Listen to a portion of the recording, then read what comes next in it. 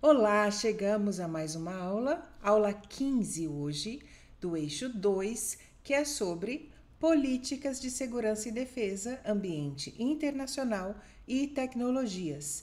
E hoje o ponto 1.1, cibersegurança, conceitos e normas governamentais. O que é isso, cibersegurança? É a prática de proteger os sistemas, as redes, os programas contra ataques digitais. E esses ataques geralmente visam o quê? Acessar, alterar ou destruir informações que são sigilosas, ou ainda extorquir dinheiro dos usuários ou interromper processos de negócios normais. No contexto da segurança de defesa, a cibersegurança transcende a proteção de dados pessoais ou empresariais e torna-se um componente crítico da segurança nacional, da defesa de infraestruturas críticas e da manutenção da soberania digital do Brasil. E agora partimos para conceitos fundamentais de cibersegurança. O primeiro conceito é ciberespaço, que é importante que você saiba para a sua prova no dia 5 de outubro. Estamos a um mês do concurso hoje. É um ambiente global e dinâmico que envolve a infraestrutura de tecnologias da informação e as redes de telecomunicações interconectadas. Inclui aí a internet, sistemas de computadores, bem como os dados e informações que estão contidos nessas redes e computadores. É um domínio de atuação cada vez mais estratégico para o Brasil, para as empresas, para as pessoas, os indivíduos em geral. Ameaças cibernéticas. O que é malware?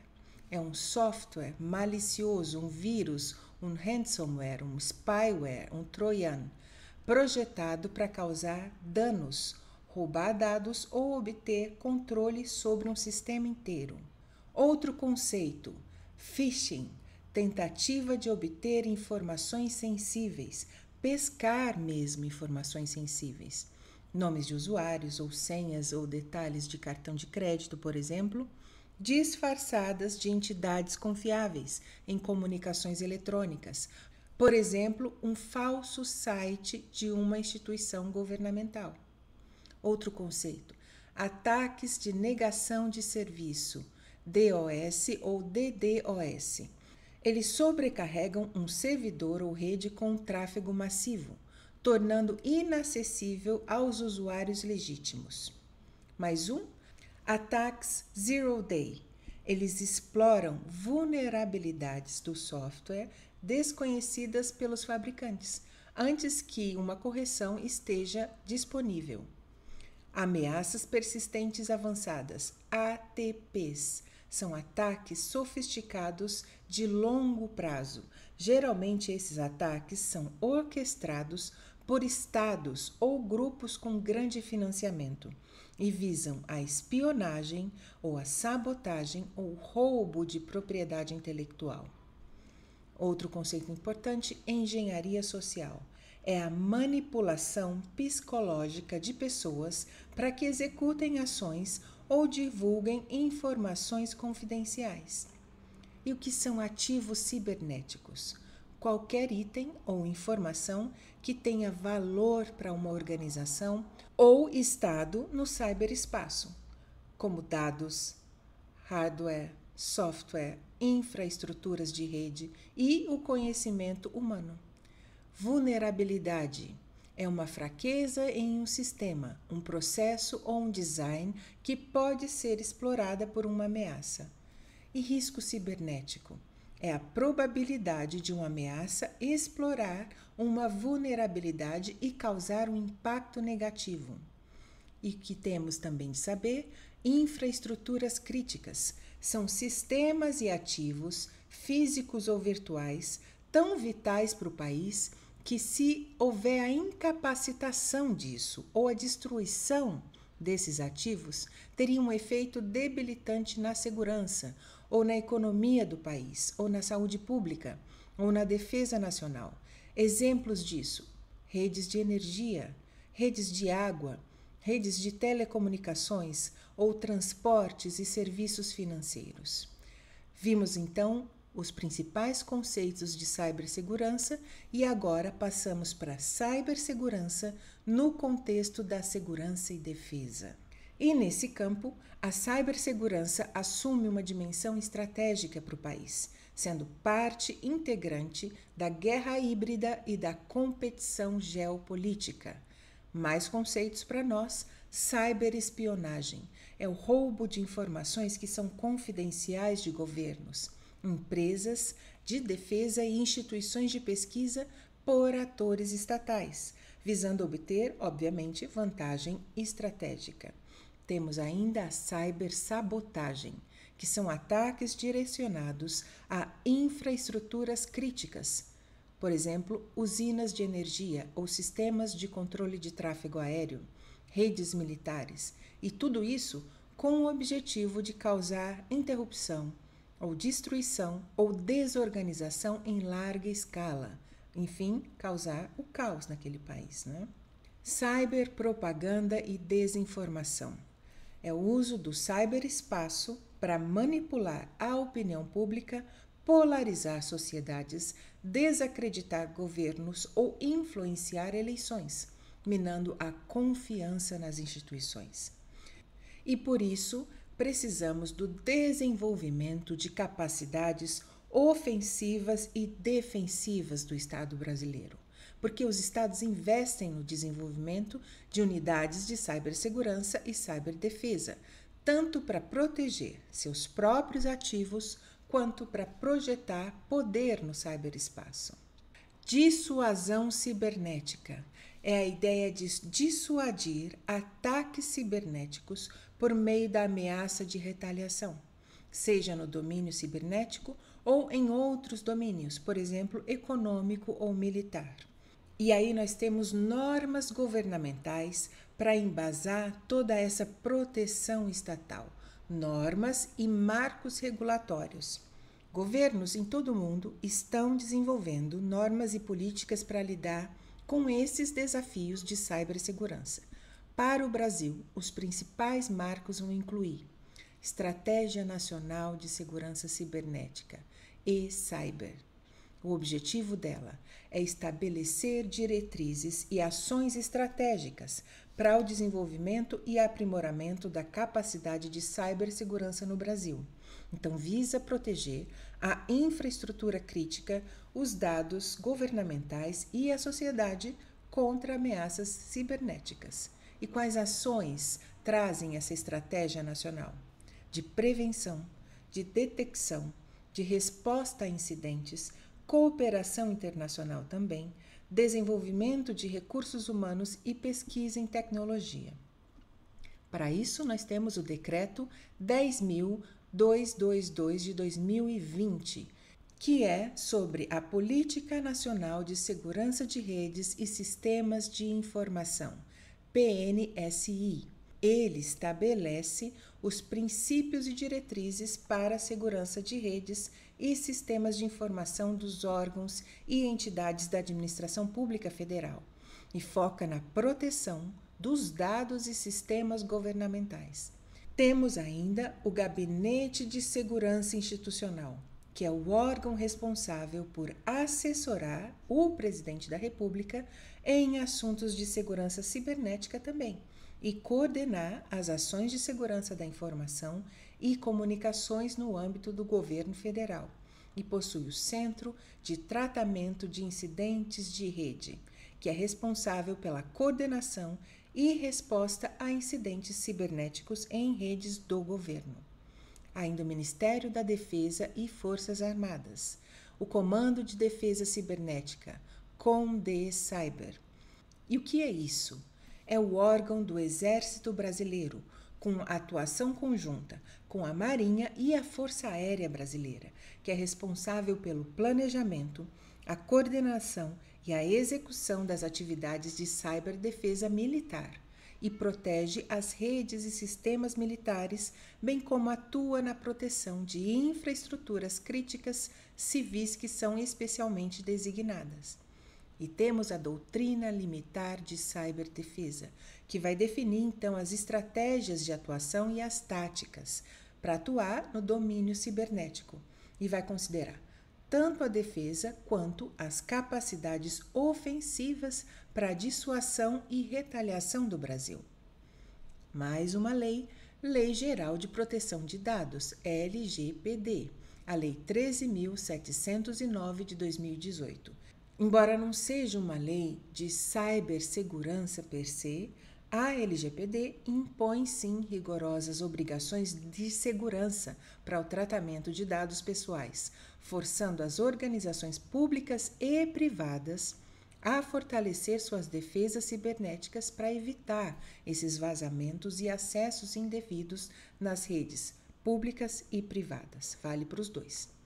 E ainda temos a cooperação internacional. O Brasil participa sempre de fóruns de acordos internacionais de cibersegurança, como o Fórum de Governança da Internet, o IGF, e discussões na ONU também, para promover a cooperação, o intercâmbio de informações e esse estabelecimento das normas de conduta responsável no ciberespaço. Diante de tudo isso, temos desafios contemporâneos para a cibersegurança no Brasil. Eu listei 5 desafios aqui. Temos mais? Esses são os principais.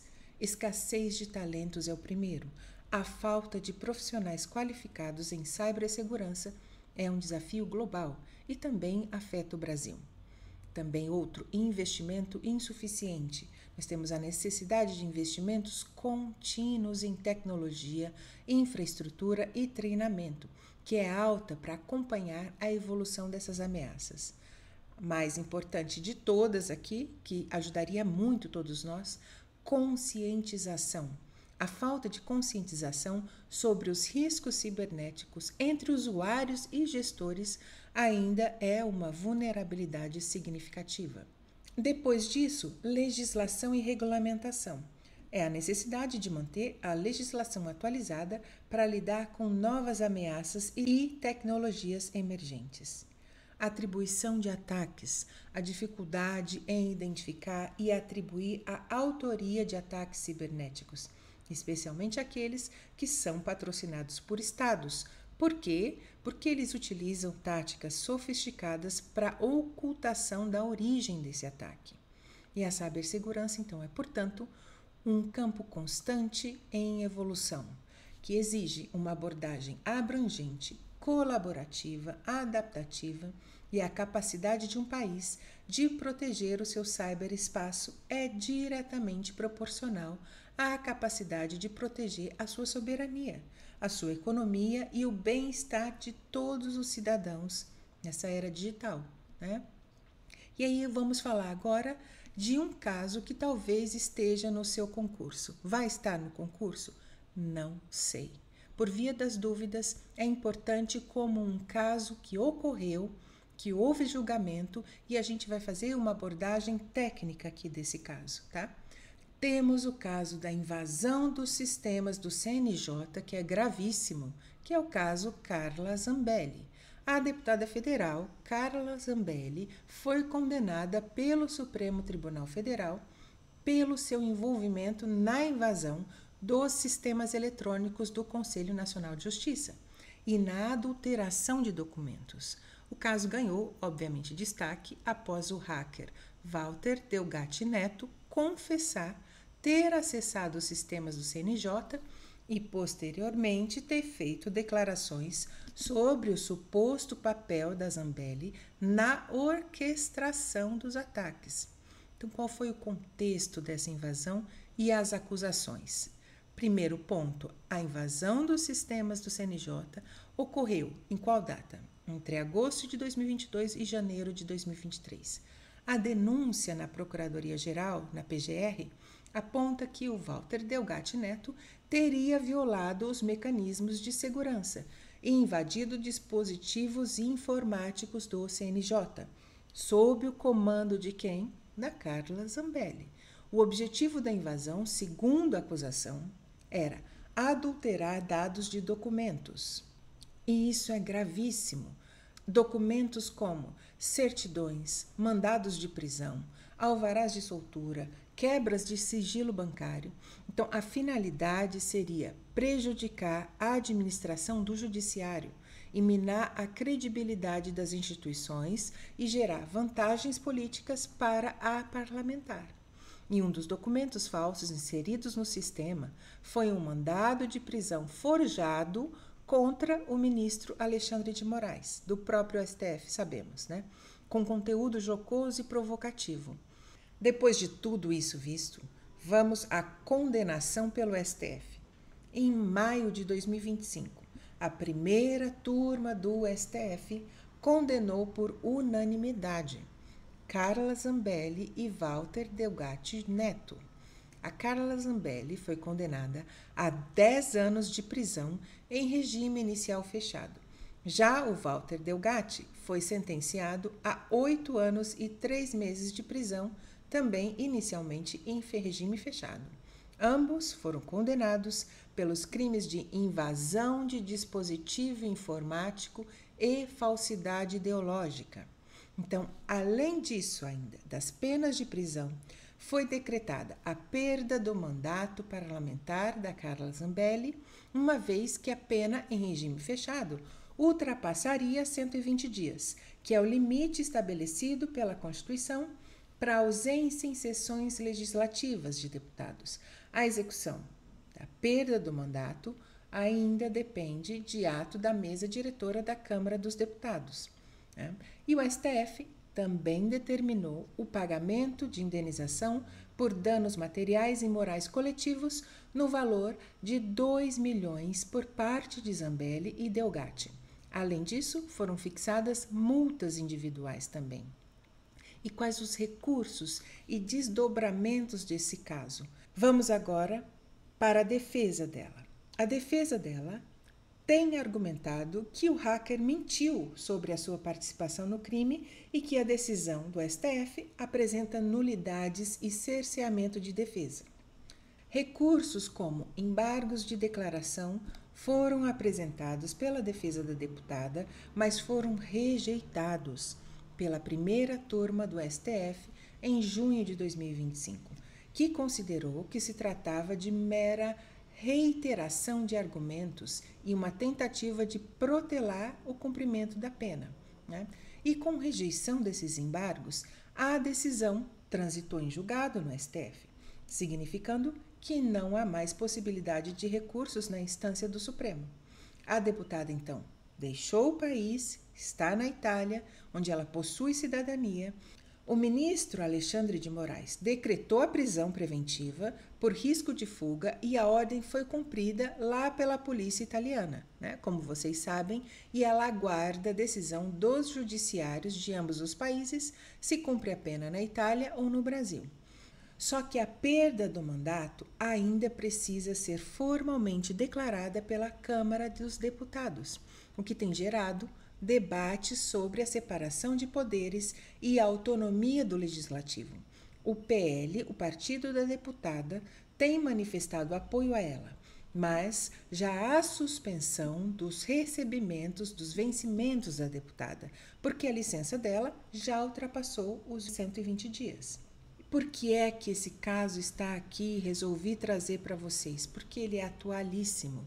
O caso da Carla Zambelli e a invasão do CNJ ilustram a crescente preocupação com a segurança cibernética de instituições estatais e as implicações legais e políticas de crimes digitais, especialmente quando envolvem figuras públicas, como é o caso, E o seu foco como futuro servidor público é o Brasil.